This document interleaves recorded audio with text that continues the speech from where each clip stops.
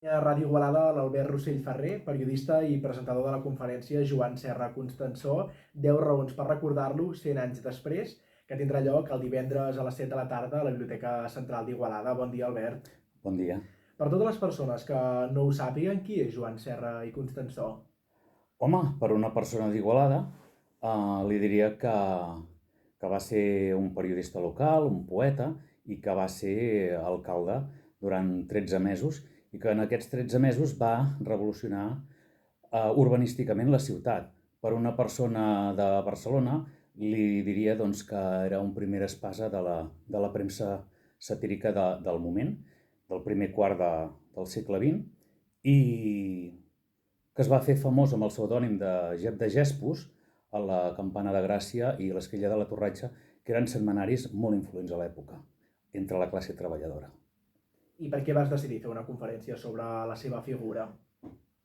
Això es remunta al 1994, quan jo estudiava periodisme, dins de l'assignatura Història de la Comunicació a Catalunya, ens van proposar fer un treball de recerca i el que llavors era el meu professor, el Joan Manuel Tresserras, em va proposar de fer-lo sobre aquest personatge igualadí, que estava molt investigat a Barcelona, però i sabien que era igualadí, però no sabien la seva trajectòria a Igualada. I aleshores jo vaig intentar fer una mica d'enllaç entre doncs, tot el que havia fet a Barcelona i Igualada. I aquest professor, al cap dels anys, va esdevenir conseller de Cultura amb el tripartit del Montilla. Aleshores, aquella investigació, clar, va deixar molts interrogants i jo sempre havia pensat que reprendria aquella investigació i 25 anys després la vaig reprendre amb l'objectiu de fer una novel·la, no? Una biografia novel·lada, la qual cosa doncs,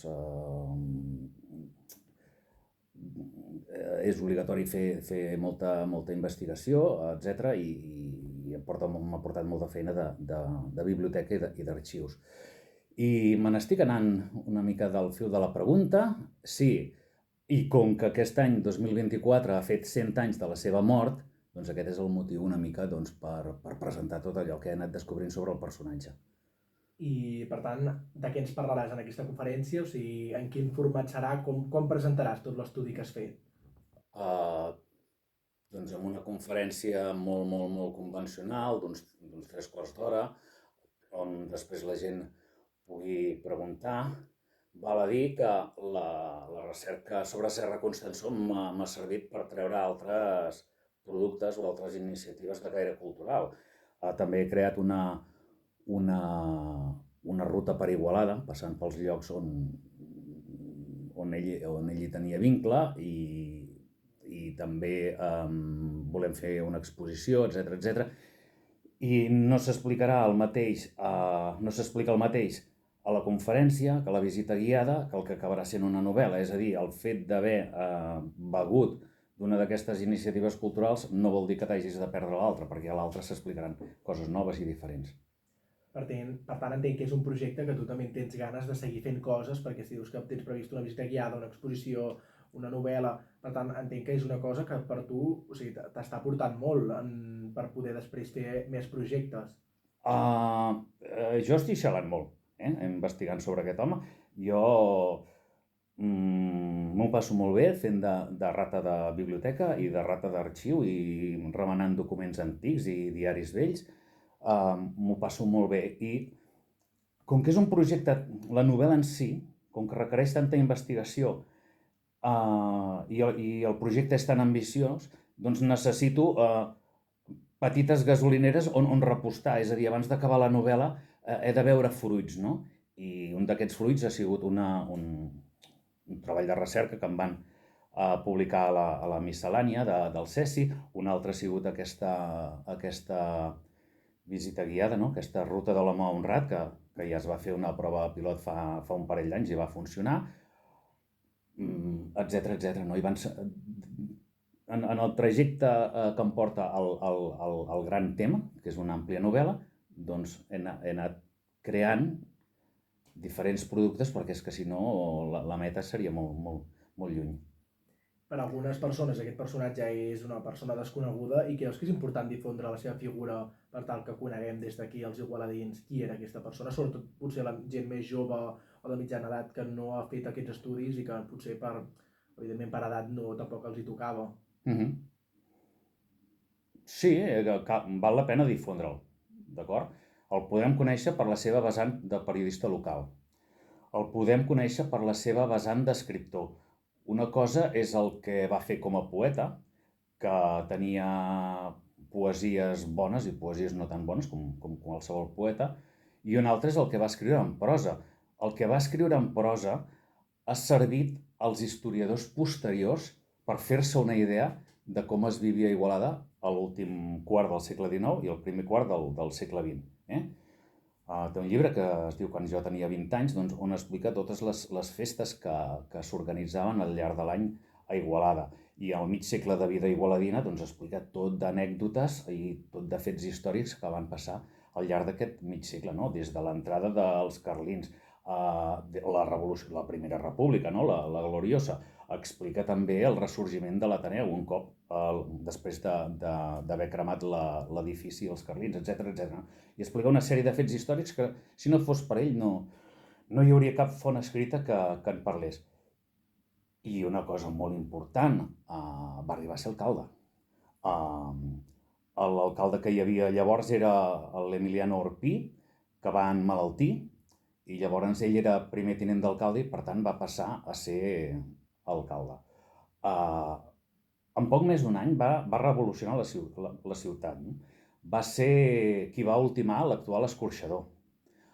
Una obra molt criticada en aquella època perquè era massa ambiciosa per una ciutat de 10.500 habitants, on vas amb un escorxador tan gran.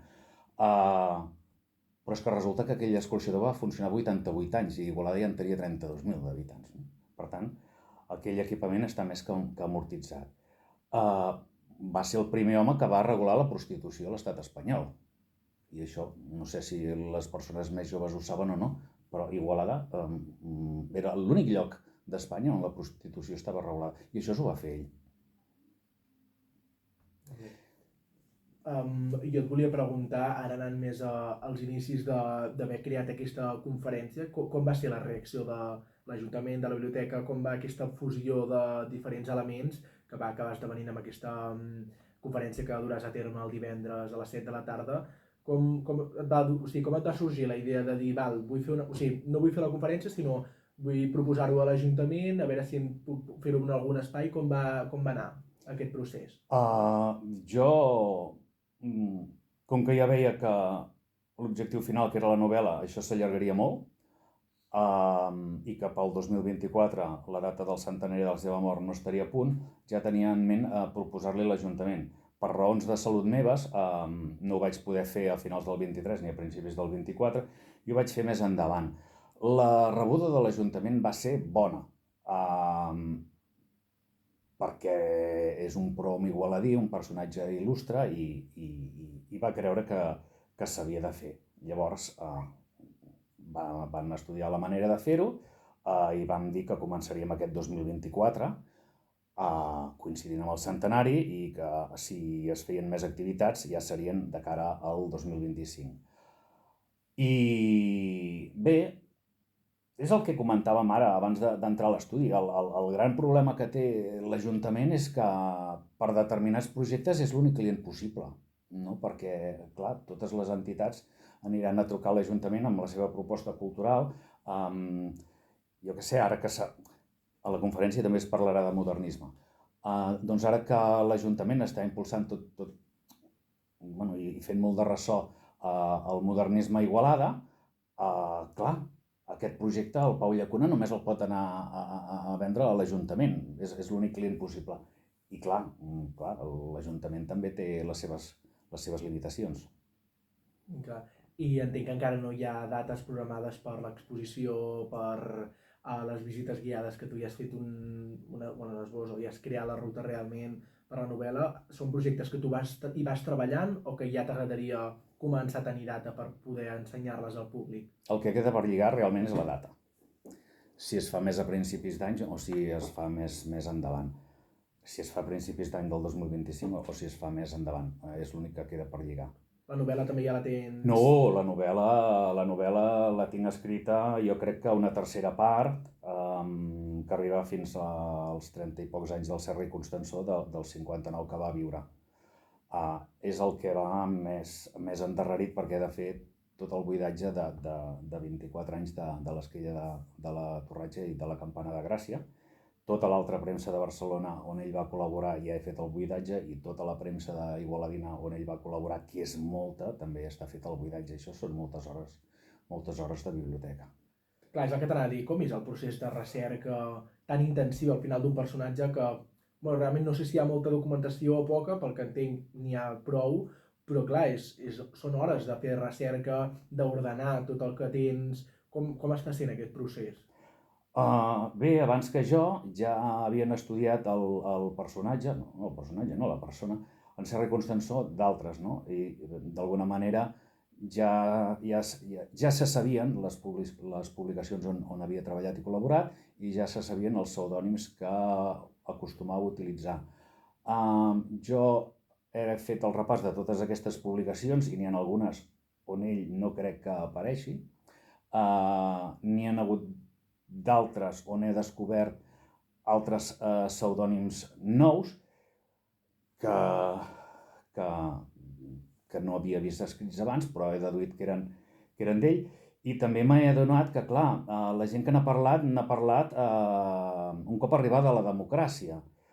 Clar, llavors o parlaven de memòria o es basaven en fonts orals. I llavors anar a la font primària, allà on està escrit, ja sigui un diari o ja sigui el que sigui, veia que hi havia coses que estaven equivocades, que no eren com realment les havia explicat.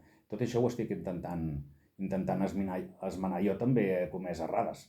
És a dir, he deduït coses al llarg de la investigació, he deduït coses malament, no? Pensava que, home, si un líquid és blanc i va en una ampolla, doncs això és llet. Doncs no, a vegades pot ser horxata. Clar. Doncs per mi, Albert, moltes gràcies per respondre a les preguntes de Ràdio Igualada. Esperem que hagi molt bé la conferència d'aquest divendres a la Biblioteca Central d'Igualada. Moltes gràcies. Gràcies a vosaltres. Molt bé. Aquesta última expressió...